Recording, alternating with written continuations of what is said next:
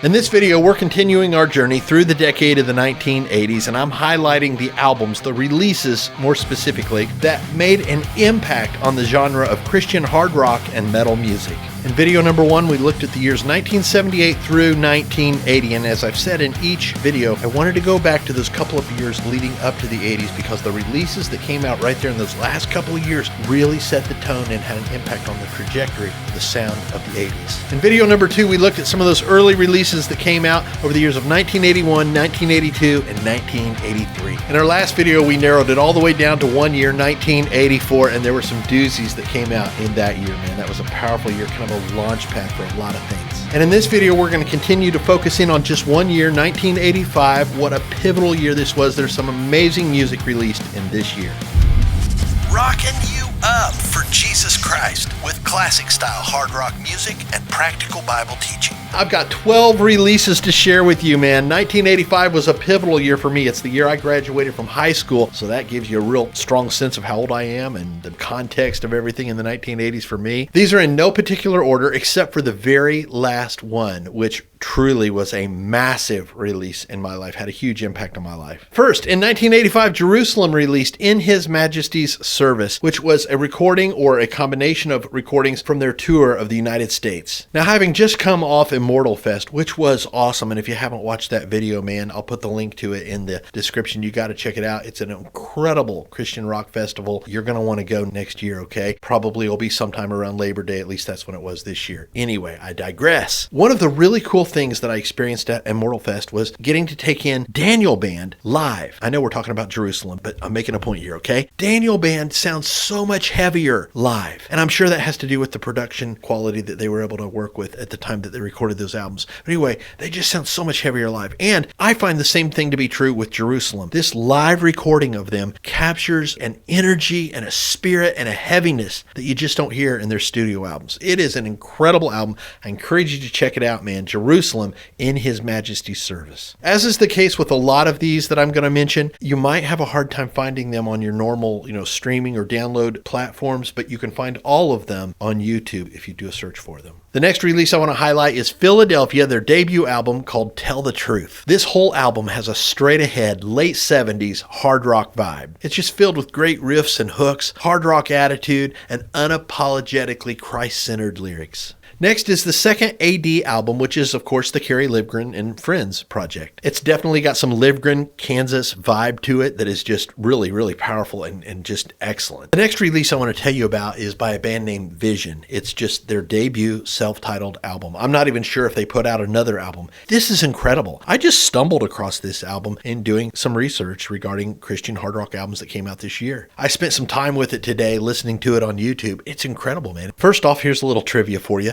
Leon Wilkeson, who is the bassist for Lynyrd Skynyrd, lays a lot of the bass tracks on this. Does an excellent job. This is how I would describe this music, man. It's got a little bit of prog. It's got a little bit of straight ahead rock. There's a little bit of Triumph in there. There's a little bit of Styx vibe in there, with a little sprinkling of late 70s hard southern rock vibe sprinkled in as well. If you're thinking, dude, that's a pretty eclectic combination, you're right, man, and it's so worth a listen. Check them out. Vision. The next album, and this is another one that I discovered in doing my research. You may have already known about this band for years. These guys, though, I found them today, and I was just so impressed with them. Tyrant. The album is Legions of the Dead. This is just full-on 80s style heavy metal. Big everything. Big hair, big vocals, big stacked choruses, big hooks, big riffs, big drums, ripping leads, head-banging grooves. I would describe them as Armored Saint comes together with Judas Priest, commits their life to Christ, and starts doing heavy metal for him, man. The next album is an album by a band that I knew a lot about in the 80s, but I hadn't heard actually of this particular album title. It's called Commander Sozo and the Charge of the Light Brigade by DeGarmo and Key. Just classic, straight up Christian rock. Two standout tracks on this album are Destined to Win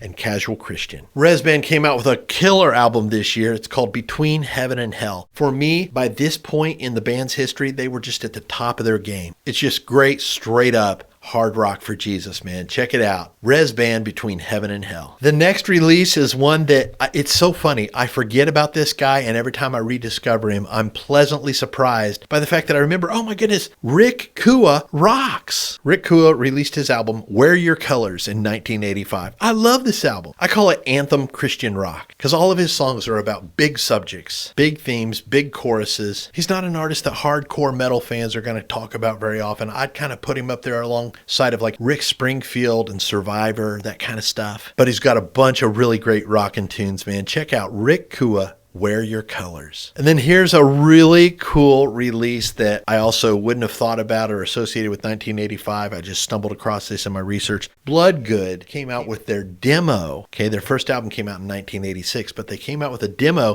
in 1985 called Metal Missionaries. It had 4 songs on it: Awake, Accept the Lamb, Anguish and Pain, and Battle of the Flesh. The first 3 tracks made it onto their debut release the next year in 1986. Battle of the Flesh came out the following year, 1987, on their album Detonation. I love this demo because it's like listening to a garage band recording. I mean, the quality's good. They did a good job of mixing it, but it's just got that raw sound. It's really fun. Check it out, man. Again, you can find all of these just by typing in the title in the YouTube search bar. The next release I want to tell you about is by the band Leviticus. It's their second album, and it's called The Strongest Power. It's their follow-up to their debut album, 1984, I Shall Conquer. This album is filled with high-energy, upbeat, hard rock songs, and the themes of the lyrics predominantly focus on spiritual warfare and the victory that Jesus won for us at Calvary. This is just excellent, Christ-centered, melodic hard rock, man. Check it out. Leviticus, The Strongest Power. And then a name that if you've been around Christian music for long at all, man, you know this guy, Daryl Mansfield. He came out with his album Revelation in 1985. I came across an interesting statement by Doug Van Pelt, who's the editor and creator of Heaven's Metal magazine. He said Daryl Mansfield was inspired by Stryper's success the year before with the Yellow and Black Attack. He saw a receptive audience for heavier Christian rock, and so he went full heavy, man, with the album Revelation. You gotta check this album out. Now let me tell you a really cool piece of trivia about this one. If you're into guitar, you know the name Paul Gilbert. Well, pre-Racer X, and of course he was later in Mr. Big as well, right? He's just an incredible shredder. He hooked up with Daryl Mansfield on this release, and he plays lead on 2 of the tracks, After the Storm and Jesus Will Reign. And now that I told you that it's Paul Gilbert, if you're a guitar player and you know what he sounds like, you'll be able to hear it, man. It's incredible. And then number 12, man, this is the one I told you about. This is the monster release. This is the release that really impacted my life. Stryper, Soldiers Under Command. Number 1, it's an awesome album. It's as classic as it gets in Christian hard rock and metal music. But it also came out the year I graduated from high school. It came out right at the end of my rebellious years as the Holy Spirit was really starting to work on me and pull my heart toward a time of surrender. And when I heard this album, the lyrics, the faith, the joy, the skill, the awesomeness of the songs, man, everything about it, it just shredded barriers that I had in terms of resistance to surrendering my life to Jesus. God used this album in a huge way. Where I was and where Stryper was and what they were releasing and just a whole bunch of things came to a crossroads. And God used this album to do a great work in my heart. And on top of that, it's just a killer album, man. I don't have to tell you much about it. If you're a fan of Christian metal, if you're watching this video, man, you know all about this album. Stryper, Soldiers Under Command.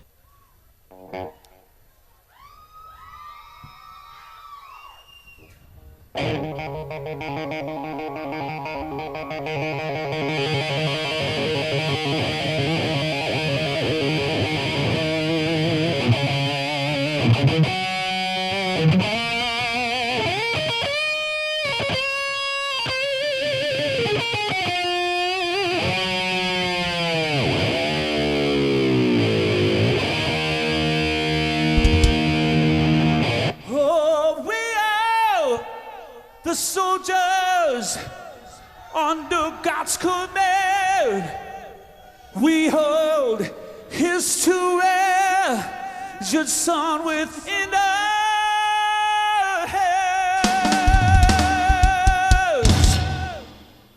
We're not ashamed to stand up for what's right. We win without sin. It's not by our might, and we're fighting. All right, hold on a minute here, man. Come on now, guys. How many people know this song? Anybody? Well, then what was that? Come on. And we'll find it. And the good bug, it stands will so under command. Oh, so fighting the love was meant to play.